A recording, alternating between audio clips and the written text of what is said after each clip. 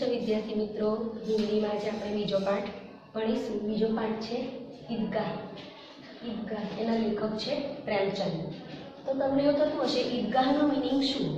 કે ઈદગાહ એટલે એવું સ્થળ કે જે આપણે ઈદ માટે નમાઝ પઢવા માટેની જે જગ્યા હોય તેને ઈદગાહ કહેવાય। તો આજે આપણે આ પાઠની અંદર હામિદ એ નાના બાળકનું પાત્ર છે અને અમીના એની દાદી અમીના છે, તેના પાત્ર વિશે આપણે અભ્યાસ કરીશું।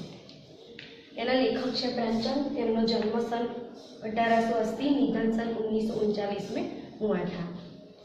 रमजान के पूरे 30 रोज़ों के बाद आज ईद आई है।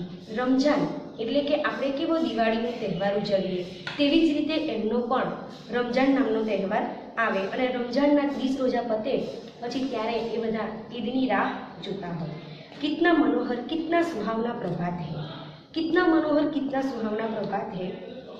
आज का सूर्य देखो कितना प्यारा, कितना शीतल है, मानो संसार को ईद की बधाई दे रहा है।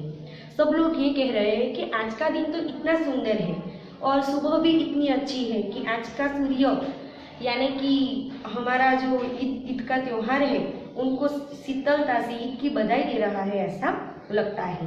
ईद के कारण गांव में कितनी हलचल है और ईद के त्यौहार के कारण सभी बच्चे गांव में इधर उधर दौड़ने लगते हैं। ईदगाह जाने की तैयारियां हो चुकी हैं। किसी के कुर्ते में बटन नहीं है, पड़ोस के घर में सुई धागा लेने दौड़ा जा रहा है और गांव का जो वातावरण है वो परिस्थिति उनकी कुछ अच्छी नहीं है, इसलिए एक दूसरे के घर कुछ न कुछ चीज़ लेने के लिए बच्चे भागदौड़ कर रहे हैं। किसी के जूते कड़े हो गए हैं, उनमें तेल डालने के लिए तेली के पास भागा जाते हैं। पहले के ज़माने में ऐसे चमड़े के जो जूते आते थे वो खराब हो जाते थे, तब उसमें तेल डालने के लिए तेली के वहाँ जाना पड़ता था और सभी लोग जल्दी जल्दी बैलों को सानी पानी दे ईदगाह से लौटते लौटते दोपहर हो जाएगी। सब अंदरों अंदर चर्चा कर रहे थे कि ईदगाह जाएंगे तो दोपहर तक हम वापस नहीं आ पाएंगे। इसी चर्चा में सब भागदौड़ कर रहे थे। 3 कोस का पैदल रास्ता है, 3 किलोमीटर का रास्ता है, फिर सैकड़ों आदमियों से मिलना बैठना और फिर सभी आदमियों से मिलना जुलना होगा। दोपहर के पहले लौटना असंभव है, दोपहर के पहले हम जल्दी नहीं आ सकेंगे। और सबसे ज़्यादा प्रसन्न कौन है? तो कि लड़के। किसी ने 1 रोज़ा रखा है, वह भी दोपहर तक, और किसी ने वह भी नहीं। बच्चों में तो क्या है, ईद का त्यौहार, तो किसी ने 1 रोज़ा रखा है, किसी ने 1 भी नहीं रखा है और मज़े कर रहे हैं। लेकिन ईदगाह जाने की खुशी तो उनके हिस्से की चीज़ है। ईदगाह जाना तो उनके हिस्से में ही आता है।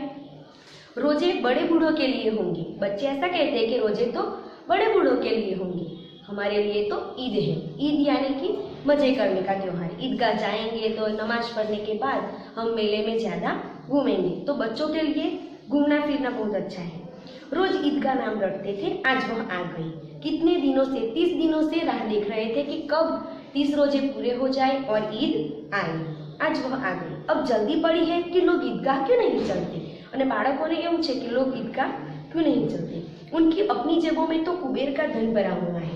कई बच्चे ऐसे हैं कि कई अमीर हैं और कई गरीब हैं, तो उनके कई मित्र हैं, वो कितने पैसे निकालते हैं, बार बार जेब में रखते हैं, निकालते हैं, ऐसा करते हैं मानो कि उसके पास कुबेर का धन का भंडार भरा हुआ है। बार बार जेब में से अपना खजाना निकाल कर गिनते हैं और खुश होकर फिर वापस रख देते हैं। महमूद गिनता है 1, 2, 10, 12, उसके पास 12 पैसे है। मोहसिन के पास 1, 2, 8, 9, 15 पैसे है। इन्हीं अनगिनत पैसों से अनगिनत चीजें लाएंगे। अनगिनत यानी कि बहुत अधिक पैसे जिनकी गणतरी भी न हो सके। खिलौना, मिठाइयाँ, गेंद और जाने क्या क्या लेंगे। और उन सब में से सबसे ज्यादा प्रसन्न कौन है? हामिद। हामिद की बात करें तो हामिद गरीब सूरत दुबला पतला लड़का, उनकी परिस्थिति कुछ अच्छी नहीं थी। जिसका बाप गत वर्ष हैंजे की भेंट हो गया। हैंजे यानी कि कोलेरा, जो भयंकर बीमारी है। फिर एक दिन माँ भी मर गई। उसके पापा का मृत्यु हो जाने के बाद थोड़े दिनों बाद उसकी माँ भी मर गई। अब हामिद अपनी बूढ़ी दादी अमीना की गोद में ही है और उतना ही प्रसन्न है। माँ बाप नहीं है, फिर भी वह दादी अमीना के साथ में खूब खुश है। हामिद के पाँव में जूते नहीं हैं। कुछ परिस्थितियाँ अच्छी नहीं होने के कारण हामिद बहुत दुखी है। हामिद के पाँव में जूते नहीं है। सिर पर एक पुरानी टोपी है। बूढ़ी दादी सिर पर एक पुरानी टोपी है जिसका गोटा काला पड़ गया है। गोटा यानी कि वो लोग जो टोपी पहनते हैं उसके ऊपर कुछ रंग बिरंगी डिजाइन की हुई होती है वैसी टोपी। फिर भी वह प्रसन्न है, कुछ भी नहीं है लेकिन फिर भी वह प्रसन्न है। अभागिन अमीना अपनी कोठरी में बैठी रोई है। कोठरी यानी कि एक बाजू का एक रूम है।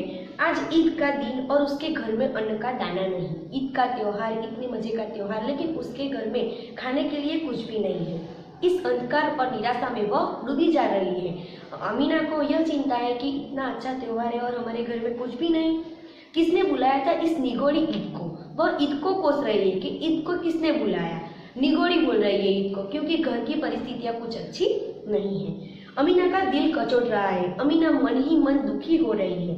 गांव में बच्चे अपने अपने बाप के साथ जा रहे हैं। सबके माँ बाप है तो वो सब अपने माँ बाप के साथ मेले में जाने के लिए तैयार हो गए। हामिद का बाप अमीना के सिवाय और कौन है? हामिद के पास तो दूसरा कोई नहीं था। उसे कैसे अकेले जाने दे? अमीना को चिंता थी कि हामिद को अकेले कैसे जाने दे। उस भीड़ भाड़ में बच्चा कहीं खो गया तो? नहीं अमीना, उसे यूँ न जाने दूंगी। अमीना मन ही मन बोलती है कि मैं उसे यूँ न जाने दूंगी। नन्ही सी जान 3 कोस चलेगा कैसे? पैरों में छाले पड़ जाएंगे। उसके पैरों में छाले पड़ जाएंगे। जूते भी तो नहीं है उसके पैर में पहनने के लिए, जूते भी नहीं है। कुल 2 आने पैसे बच रहे हैं। 3 पैसे हामिद के जेब में और 5 अमीना के बटुए में। यही तो बिसात है। बिसात यानी कि औकात, हमारी हैसियत। और ईद का त्योहार अल्लाह ही बेड़ा पार लगाए। ऐसा कह के अमीना अल्लाह को याद करती है। हामिद भीतर जाकर दादी से कहता है, तुम डरना नहीं अम्मा, मैं सबसे पहले आऊँगा। अमीना चिंता कर रही थी, इसलिए वो बालक अपनी दादी को कह रहा था कि तुम चिंता मत करना, मैं सबसे पहले आ जाऊँगा। गांव में तो यानी कि मेला चला और बच्चे के साथ हामिद भी जा रहा था। सभी बच्चों के साथ हामिद भी मेले में जा रहा था। कभी दौड़कर आगे निकल जाता, फिर किसी पेड़ के नीचे खड़े होकर 7 सालों का इंतजार करता और सबको कहता कि मैं तो सबसे पहले पहुंच गया हूँ। हामिद के पैरों में तो जैसे पर लग गए हैं, उसके पैरों में जैसे पंख लग गए हैं, वैसे ही वह आगे आगे निकल जाता था। वह कभी थक सकता था। इस तरह हामिद और सभी मित्र मेले में जाने लगे। उसके आगे का लेसन हम आगे की वीडियो में देखेंगे।